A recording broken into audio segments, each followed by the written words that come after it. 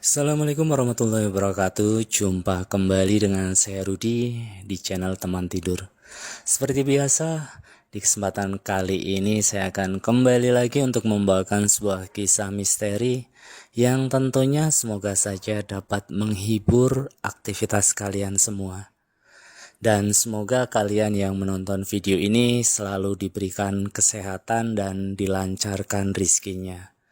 Dan seperti biasa, yuk daripada kita lama-lama langsung saja kita masuk dalam ceritanya. Desa Tirtasari berada tidak jauh dari jalur kereta yang membelah sawah dan deretan rumah warga. Desa itu tidak besar, tetapi juga tidak terlalu sepi.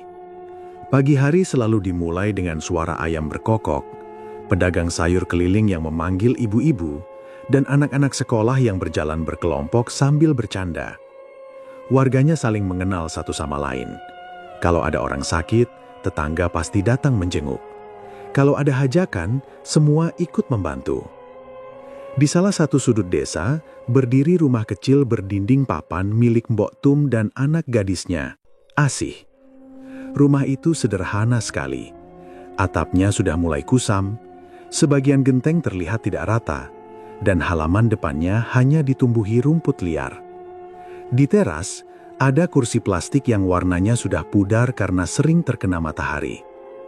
Meski rumahnya sederhana, tempat itu selalu terasa hangat. Setiap sore, Mbok Tum biasanya duduk di kursi plastik sambil mengipas-ngipas tubuhnya yang lelah setelah bekerja. Sementara Asih akan menyapu halaman atau menjemur pakaian hasil cucian ibunya. Asih berusia 21 tahun. Wajahnya biasa saja, tidak menonjol, tetapi senyumnya selalu terlihat tulus. Ia dikenal sebagai gadis pendiam, jarang ikut kumpul dengan teman sebaya, jarang juga terlihat nongkrong di warung. Kalau tidak bekerja, ia biasanya di rumah membantu ibunya. Warga desa sering memuji Asih karena sikapnya yang sopan. Ia selalu menyapa orang lebih dulu, menunduk sedikit saat lewat di depan orang yang lebih tua, dan tidak pernah terlihat bicara kasar. Setiap pagi, Asih berangkat kerja sebelum matahari benar-benar tinggi.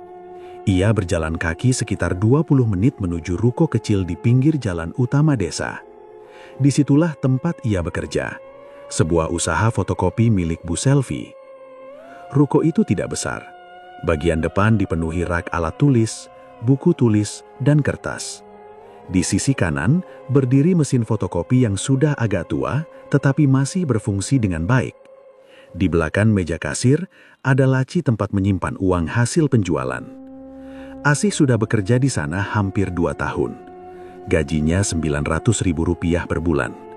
Jumlah itu kecil, tetapi bagi Asih dan Mbok Tum, uang itu sangat berarti. Dengan penghasilan itu, mereka bisa membeli beras, membayar listrik, dan sesekali membeli lauk yang agak enak. Setiap kali menerima gaji, Asih selalu menyisakan sebagian uangnya. Ia menyimpan tabungan itu di dalam kotak kecil yang disembunyikan di lemari pakaian. Ia tidak pernah memberitahu ibunya. Ia punya rencana sendiri. Asih ingin memperbaiki rumah mereka. Ia ingin mengganti genteng yang bocor, memperbaiki dinding yang mulai rapuh, dan kalau bisa, membeli mesin cuci bekas agar ibunya tidak perlu mencuci dengan tangan setiap hari. Setiap kali melihat Mbok Tum memeras pakaian dengan tangan yang mulai keriput, hati Asih selalu terasa berat. Mbok Tum sendiri sudah bekerja sebagai buruh cuci selama bertahun-tahun. Hampir setiap hari, ia membawa ember besar berisi pakaian kotor dari rumah tetangga. Ia mencuci di sumur belakang rumah, menggosok pakaian satu persatu, lalu menjemurnya di halaman sempit. Pekerjaan itu melelahkan, punggungnya sering terasa sakit, tangannya sering pegal. Namun ia tidak pernah mengeluh di depan Asih. Kalau Asih menanyakan kondisinya, Mbok Tum selalu menjawab dengan senyum. "Ibu kuat kok, kamu fokus kerja saja." Asih tahu ibunya berbohong. Ia sering melihat ibunya memijat pinggang saat mengira tidak ada yang melihat. Sementara itu, kehidupan di tempat kerja Asih berjalan seperti biasa. Bu Selvi adalah pemilik ruko sekaligus bosnya. Perempuan itu dikenal tegas dan jarang tersenyum. Cara bicaranya cepat dan langsung ke inti. Bu Selvi sangat memperhatikan uang. Setiap malam sebelum menutup toko, ia selalu menghitung hasil penjualan sendiri. Tidak pernah mempercayakan itu kepada siapapun. Meski begitu, ia tetap mempekerjakan Asih karena gadis itu dianggap rajin dan tidak banyak bicara. Asih jarang meminta izin, tidak pernah datang terlambat, dan selalu menuruti perintah. Namun Bu Selvi punya satu sifat yang membuat orang tidak nyaman. Ia mudah curiga. Ia sering bertanya berulang-ulang tentang hal-hal kecil. Kadang mengecek ulang barang yang sudah dihitung. Kadang memeriksa laci kasir lebih dari sekali. Suatu sore, setelah toko sepi, Bu Selvi berdiri di depan meja kasir sambil membuka laci uang. Ia menghitung lembar demi lembar dengan wajah serius. Asih yang sedang merapikan rak alat tulis melirik sekilas, lalu kembali bekerja. Bu Selvi menghela napas pelan. Tangannya berhenti menghitung. "Asih?" "Iya, Bu. Kamu tadi ada ambil uang dari laci." Asih langsung menoleh. "Tidak, Bu." Bu Selvi menatapnya beberapa detik lalu menutup laci. Tidak ada kalimat lanjutan. Namun suasana toko tiba-tiba terasa berbeda. Hari-hari berikutnya berjalan normal. Tetapi Bu Selvi mulai terlihat sering membuka laci kasir di tengah hari. Kadang ia menghitung uang di depan Asih tanpa mengatakan apapun. Asih merasa sedikit tidak nyaman, tetapi ia tidak berani bertanya. Ia hanya berpikir mungkin Bu Selvi sedang khawatir soal usaha. Di rumah, kehidupan tetap berjalan sederhana. Setiap malam mereka makan bersama di lantai dengan lauk seadanya. Kadang tempe goreng, kadang telur dadar, kadang hanya sayur bening. Meski sederhana, suasana makan selalu hangat. Bok Tum sering bercerita tentang tetangga yang pakaiannya ia cuci, sementara Asih mendengarkan sambil tersenyum. Asih tidak pernah menceritakan kegelisahan kecil yang mulai ia rasakan di tempat kerja. Ia tidak ingin ibunya ikut memikirkan hal yang belum tentu terjadi. Suatu malam, saat angin bertiup cukup kencang, air menetes dari atap ruang tamu. Bok Tum buru-buru meletakkan ember di bawahnya. Asih memperhatikan dari pintu kamar. Dalam hati ia berkata, "Sebentar lagi, Bu, sedikit lagi." Ia semakin bersemangat menabung. Namun di tempat lain, tepatnya di dalam ruko kecil di pinggir jalan desa, sebuah kekhawatiran mulai tumbuh. Malam itu setelah menutup toko, Bu Selvi kembali menghitung uang hasil penjualan. Alisnya mengkerenyik. Ia menghitung ulang, lalu menghitung sekali lagi. Tangannya berhenti bergerak. Wajahnya berubah tegang. Ia menutup laci dengan pelan, menatap kosong beberapa detik, lalu berbisik pelan pada dirinya sendiri. "Perasaan tadi siang masih cukup." Pagi itu, udara desa Tirtasari terasa lebih panas dari biasanya. Matahari bahkan belum terlalu tinggi, tetapi suasana di dalam ruko fotokopi sudah terasa tegang. Asih baru saja membuka rolling door dan menyalakan mesin seperti rutinitasnya setiap hari. Ia menyapu lantai, merapikan meja, lalu menunggu pelanggan pertama datang. Tidak lama kemudian, Bu Selvi tiba dengan langkah cepat. Wajahnya terlihat lebih kaku dari biasanya. Tanpa menyapa, ia langsung menuju meja kasir dan membuka laci uang. Asih yang sedang menyusun kertas di rak belakang menoleh sekilas. Ia tidak terlalu memperhatikan karena mengira itu hanya rutinitas biasa. Namun beberapa detik kemudian, terdengar suara laci dibuka dan ditutup dengan keras. "Asih!" Suara Bu Selvi terdengar tajam. Asih langsung mendekat. "Iya, Bu." Bu Selvi menatapnya dengan wajah tegang. Tangannya masih memegang tumpukan uang yang belum sempat dihitung rapi. Uang di laci hilang 5 juta. Asih terdiam. Ia tidak langsung mengerti maksud kalimat itu. "Maksudnya, Bu, jangan pura-pura tidak tahu. Uang kemarin masih lengkap, sekarang hilang." Nada suara Bu Selvi semakin tinggi. Wajahnya memerah, matanya menatap tajam seolah mencari kesalahan di wajah Asih. Asih menggeleng pelan. "Saya tidak tahu, Bu. Kemarin saya pulang seperti biasa." Bu Selvi tertawa sinis. "Di sini cuma ada kamu. Siapa lagi?" Kata-kata itu membuat dada Asih terasa sesak. Ia mencoba tetap tenang. "Mungkin salah hitung, Bu?" Belum sempat kalimat itu selesai, Bu Selvi membentak. "Jangan ngajari saya soal hitungan." Suasana ruko yang biasanya tenang mendadak berubah. Seorang pelanggan yang baru masuk terlihat ragu dan akhirnya keluar lagi tanpa membeli apapun. Bu Selvi tidak peduli. Ia terus menatap Asih dengan penuh kecurigaan. Saya kasih kamu kerja, saya percaya kamu, tapi kamu balas begini. Asih mulai panik, tangannya gemetar. Saya benar-benar tidak ambil uang itu, Bu. Bu Selvi menggeleng keras.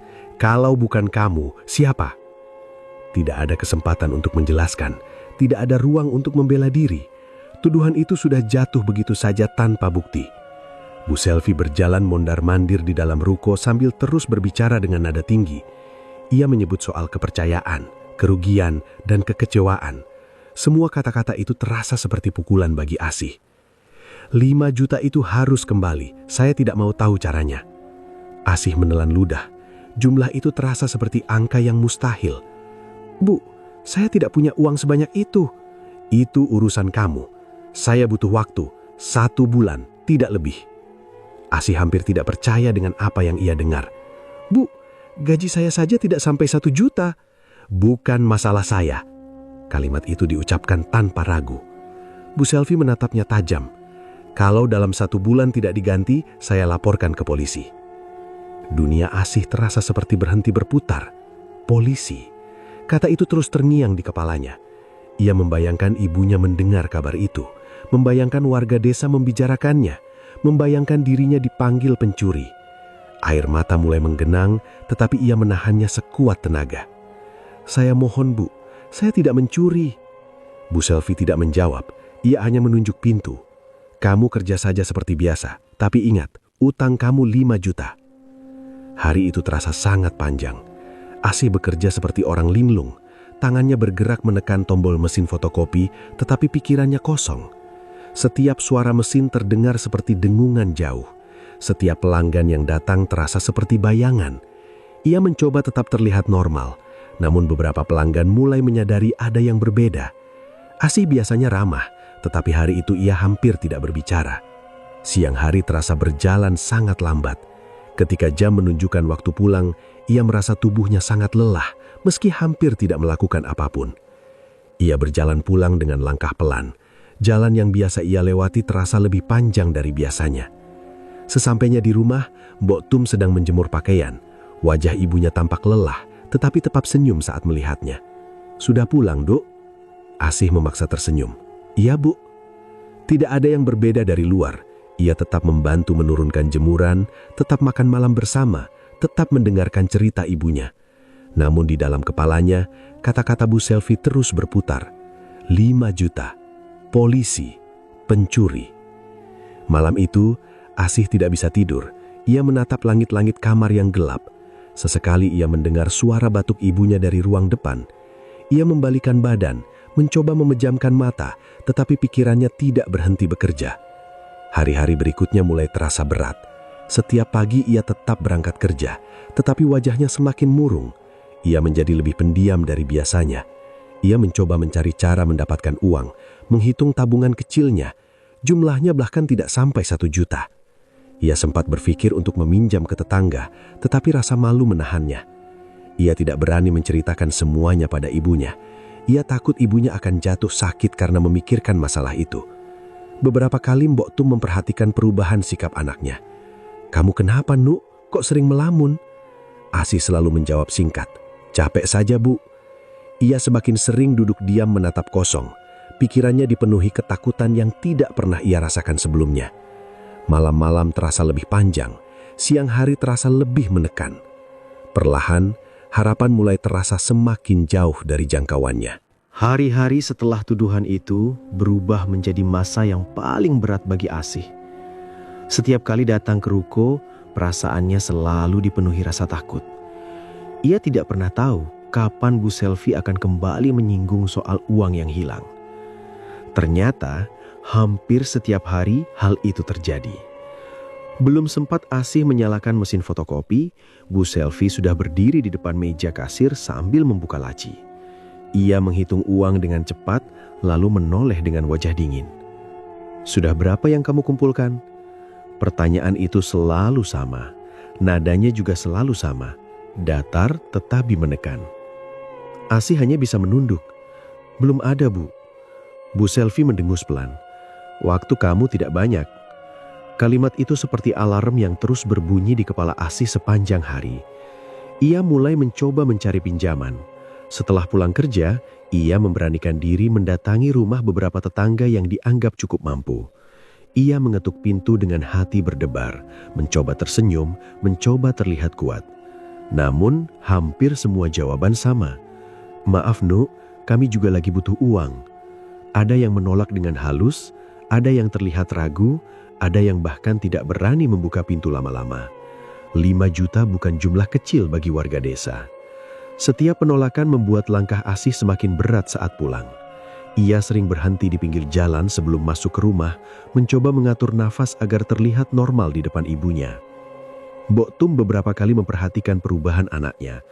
Wajah Asih semakin pucat, nafsu makannya berkurang, dan ia semakin jarang berbicara.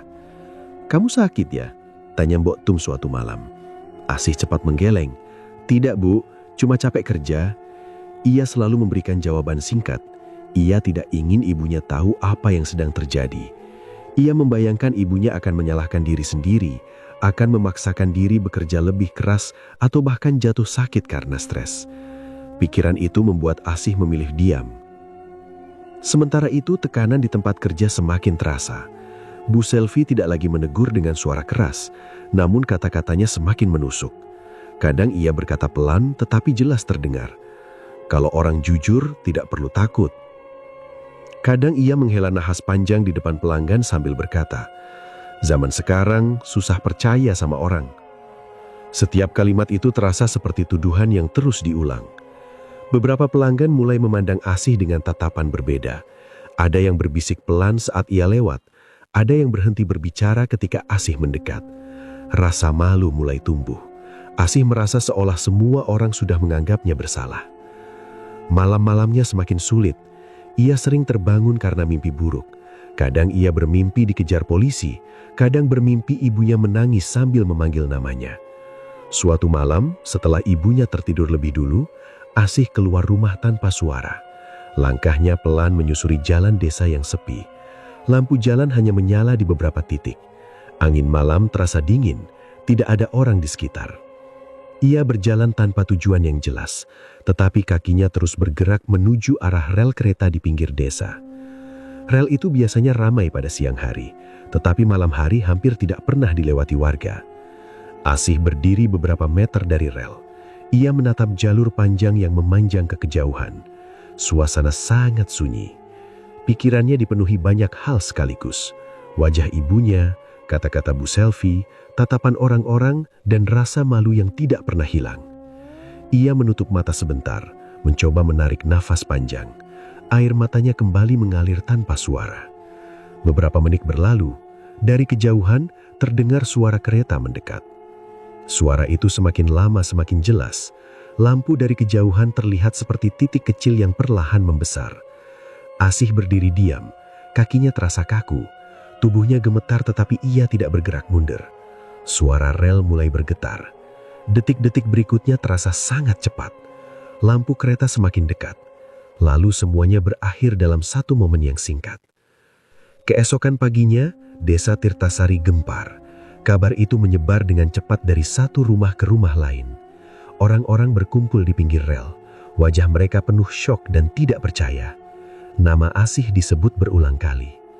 Di rumah kecil di ujung desa, seorang tetangga datang tergesa-gesa.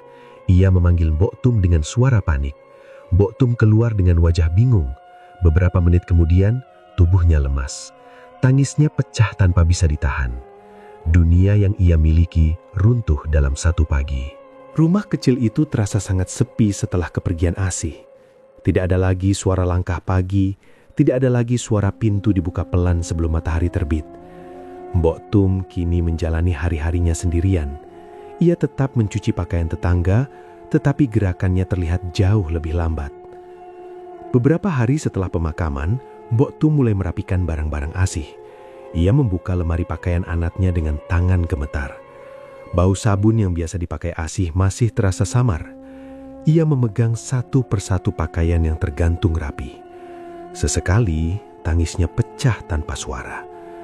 Saat tangannya menyelip di antara lipatan baju, ia menemukan sebuah kertas terlipat rapi. Kertas itu terselip di antara pakaian yang jarang dipakai. Mbok Tum membuka lipatan itu perlahan. Matanya membaca setiap baris dengan napas tersendat. Semakin lama, tangannya semakin gemetar. Isi surat itu menjelaskan semuanya. Tuduhan pencurian, tuntutan 5 juta, ancaman dilaporkan ke polisi, dan permintaan maaf karena tidak sanggup menceritakan masalah itu. Kertas itu jatuh dari tangannya. Tangis Mbok Tum pecah keras untuk pertama kalinya sejak pemakaman. Ia memukul lantai berkali-kali sambil menyebut nama anaknya. Rasa sedih berubah menjadi sesuatu yang lain. Rasa sakit bercampur marah yang belum pernah ia rasakan sebelumnya. Hari itu juga, Mbok Tum berjalan menuju ruko fotokopi. Langkahnya cepat meski tubuhnya terlihat lemah. Beberapa warga melihatnya berjalan dengan wajah tegang, tetapi tidak ada yang berani bertanya. Sesampainya di depan ruko, ia langsung masuk tanpa mengetuk. Bu Selvi yang sedang duduk di meja kasir menoleh kaget. "Ada apa, Mbok?" Mbok Tum meletakkan surat di atas meja dengan tangan gemetar. "Anak saya tidak mencuri." Suasana langsung hening. Bu Selvi menatap surat itu sekilas, lalu menghela napas pendek. "Saya tidak tahu soal itu. Yang jelas, uang saya hilang." Mbok Tum menatapnya dengan mata merah. Dia mati karena tuduhan itu. Bu Selvi terlihat tidak nyaman. Ia berdiri dan menunjuk pintu. "Saya lagi kerja. Kalau tidak ada urusan lain, silakan pulang." Kalimat itu terasa seperti tamparan. Mbok Tum berdiri beberapa detik tanpa bergerak. Wajahnya kosong, tetapi matanya penuh luka. Ia mengambil kembali surat itu lalu berbalik tanpa berkata apa-apa. Sejak hari itu, perubahan Mbok Tum mulai terlihat. Ia menjadi jauh lebih pendiam. Ia jarang berbicara dengan tetangga. Pekerjaan mencuci tetap ia lakukan, tetapi tanpa senyum seperti dulu. Setiap sore setelah pekerjaannya selesai, ia selalu pergi ke makam Asih. Awalnya hanya duduk diam, namun lama-lama beberapa warga mulai melihatnya datang pada malam hari. Seorang warga pernah melihatnya duduk di samping makam sambil berbicara pelan, seolah ada seseorang yang mendengarkan. Kabar itu mulai menyebar. Warga merasa kasihan, tetapi juga mulai merasa takut. Di sisi lain desa, kehidupan Bu Selvi berjalan seperti biasa. Ruko tetap buka setiap hari, namun sejak kejadian itu, suasana di dalamnya terasa berbeda. Suatu pagi, saat Bu Selvi baru membuka pintu, ia mendengar suara mesin fotokopi menyala sendiri, padahal belum ada yang menekan tombol. Ia berjalan mendekat dengan dahi berkerut. Mesin itu berhenti sendiri sebelum ia sempat menyentuhnya. Ia menganggap itu hanya gangguan listrik. Beberapa hari kemudian, kejadian aneh kembali terjadi. Saat ruko sedang sepi, tiba-tiba kertas keluar dari mesin satu persatu. Tidak ada yang berdiri di dekatnya. Asih tidak lagi bekerja di sana. Bu Selvi sendirian di dalam ruangan. Ia mendekati mesin dengan langkah pelan. Tangannya menekan tombol power memastikan mesin mati. Namun beberapa menit kemudian, mesin itu kembali berbunyi. Bu Selvi mulai merasa tidak nyaman. Gangguan berikutnya terjadi saat malam hari sebelum ruko tutup. Saat ia hendak mengambil uang di laci kasir, ia melihat laci itu terbuka sedikit. Padahal ia yakin sudah menutupnya rapat. Ia mendorong laci itu kembali, mencoba mengabaikan perasaan aneh yang mulai muncul. Hari-hari berikutnya, kejadian kecil seperti itu semakin sering terjadi. Lampu yang tiba-tiba berkedip, suara benda jatuh padahal tidak ada siapa-siapa. Perasaan seperti diawasi saat sendirian. Bu Selvi mulai menutup ruko lebih cepat dari biasanya. Suatu malam, ia kembali ke ruko karena merasa lupa membawa dompet. Jalan di depan ruko sudah sepi. Lampu jalan hanya menerangi sebagian trotoar. Ia membuka pintu dengan kunci cadangan dan masuk ke dalam. Ruangan gelap dan sunyi. Saat ia menyalakan lampu, suara mesin fotokopi langsung terdengar. Mesin itu menyala sendiri. Bu Selvi berdiri membeku di dekat pintu. Dadanya terasa berdebar lebih cepat. Kertas mulai keluar perlahan dari mesin. 1 lembar, lalu lembar berikutnya. Tangannya gemetar saat melangkah mendekat. Dan di depan mesin itu, berdiri sosok perempuan dengan rambut panjang menutupi wajahnya. Sejak malam melihat sosok perempuan di depan mesin fotokopi, Bu Selvi tidak pernah merasa tenang lagi. Ia tidak menceritakan kejadian itu kepada siapapun. Ia memilih menyimpannya sendiri, mencoba meyakinkan diri bahwa mungkin ia hanya kelelahan atau salah lihat. Namun setelah malam itu, tidurnya tidak pernah nyenyak. Hampir setiap malam ia terbangun karena mimpi yang sama. Ia melihat seorang gadis berdiri di dalam ruko, menatapnya tanpa bicara. Gadis itu tidak bergerak, hanya berdiri di dekat mesin fotokopi. Saat Bu Selvi mencoba mendekat, gadis itu menghilang dan suara kereta terdengar sangat keras di telinganya. Bu Selvi selalu terbangun dengan nafas terengah-engah. Baju tidurnya basah oleh keringat. Beberapa hari kemudian, ia mulai menutup ruko lebih awal. Ia tidak berani lagi berada sendirian di dalam ruangan setelah matahari terbenam. Di rumah, anak laki-lakinya, Hendy, mulai memperhatikan perubahan ibunya. Bu Selvi terlihat sering melamun dan mudah marah tanpa alasan jelas. Hendy sendiri sebenarnya jarang berada di rumah. Ia lebih sering keluar malam bersama teman-temannya. Namun beberapa minggu terakhir, ia mulai mengalami hal aneh di ruko. Suatu malam, ia datang ke ruko untuk mengambil charger ponselnya yang tertinggal. Ia membuka pintu dengan kunci cadangan yang selama ini ia simpan sendiri. Ibunya tidak pernah benar-benar tahu bahwa ia masih menyimpan kunci itu. Saat masuk, ruko dalam keadaan gelap. Ia menyalakan lampu dan langsung berjalan ke meja kasir. Belum sampai 2 langkah, ia mendengar suara langkah kaki dari arah belakang ruko. Hendy berhenti. Ia menoleh ke kanan dan kiri. Tidak ada siapapun. Ia mencoba tertawa kecil, meyakinkan diri bahwa itu hanya suara tikus atau kucing.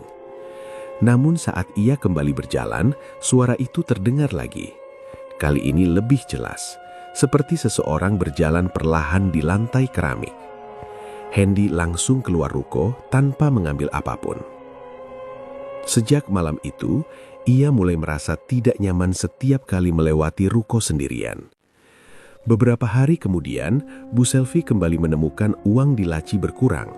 Kali ini jumlahnya tidak sebesar sebelumnya, tetapi tetap cukup banyak. Tangannya gemetar saat menghitung ulang. Ia mulai merasa ada sesuatu yang tidak beres. Perasaan takut yang dulu ia tahan mulai berubah menjadi kecemasan yang nyata. Di sisi lain, Hendy mulai sering terbangun di malam hari. Ia merasa seperti ada yang memperhatikannya saat tidur.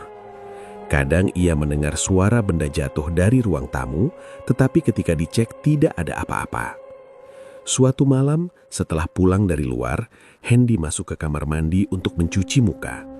Lampu kamar mandi menyala terang. Ia menatap wajahnya di cermin dengan mata lelah. Saat ia menunduk untuk mengambil air, lampu tiba-tiba berkedip sekali. Ia mengangkat kepala. Di pantulan cermin, di belakangnya, berdiri sosok gadis dengan pakaian kusut dan rambut panjang berantakan. Wajahnya tampak kotor dan ada noda gelap di pakaian bagian depan. Hendy langsung menoleh ke belakang. Tidak ada siapa-siapa. Ia kembali melihat ke cermin. Sosok itu sudah hilang. Tangannya gemetar hebat. Nafasnya menjadi cepat. Malam itu ia tidak bisa tidur sama sekali. Hari-hari berikutnya, Hendy mulai terlihat berbeda. Ia jarang keluar rumah, wajahnya pucat, matanya sering tampak merah karena kurang tidur. Bu Selvi mulai khawatir melihat kondisi anaknya. "Kamu sakit?" tanya Bu Selvi suatu pagi. Hendy hanya menggeleng. Tidak apa-apa. Namun perubahan sikap itu semakin jelas. Ia sering duduk diam menatap kosong.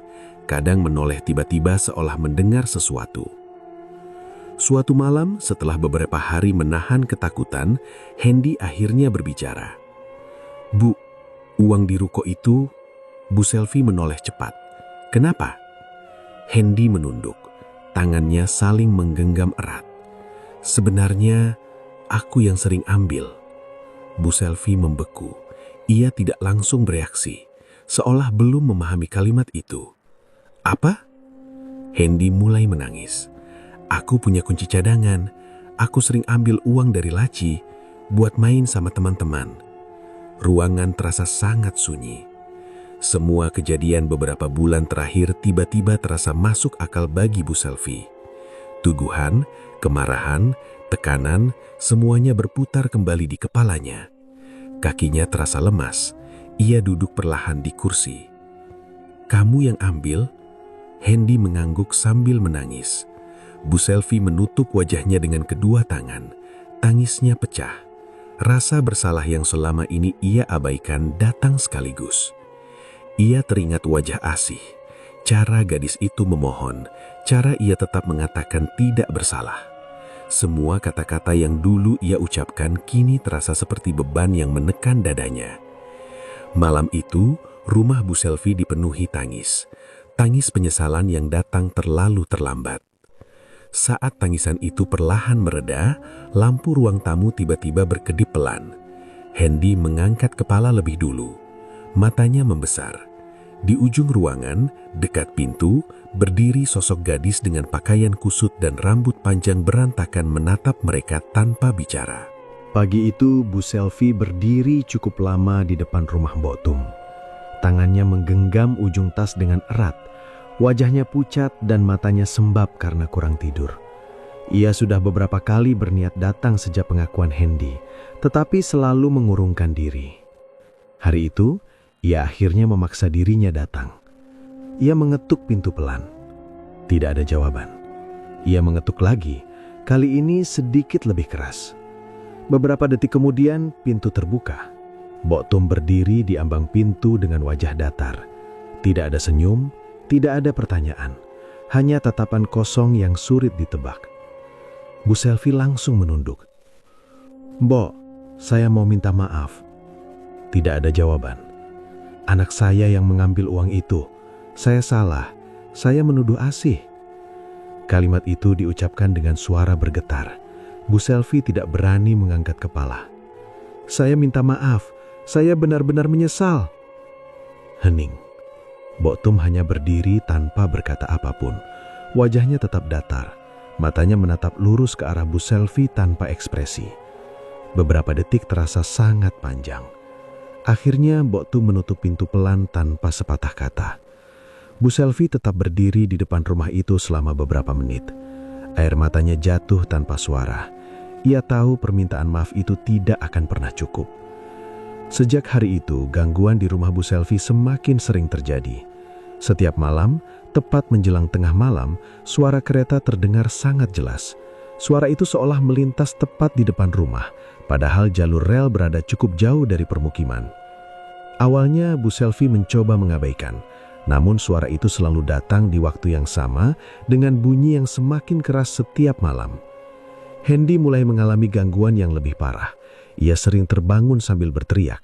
Ia mengatakan melihat sosok perempuan berdiri di ujung tempat tidur. Kadang ia mengurung diri di kamar berjam-jam tanpa mau keluar. Beberapa kali ia terlihat berbicara sendiri di ruang tamu. Saat ditanya, ia hanya berkata pelan, "Dia di sini." Kondisinya semakin memburuk. Ia jarang keluar rumah. Ia juga berhenti bertemu teman-temannya. Wajahnya semakin pucat, tubuhnya semakin kurus, dan matanya selalu tampak kosong. Bu Selvi mulai membawa Hendy ke beberapa pengobatan, namun tidak ada perubahan berarti. Hendy tetap ketakutan setiap malam. Sementara itu, usaha fotokopi mulai sepi.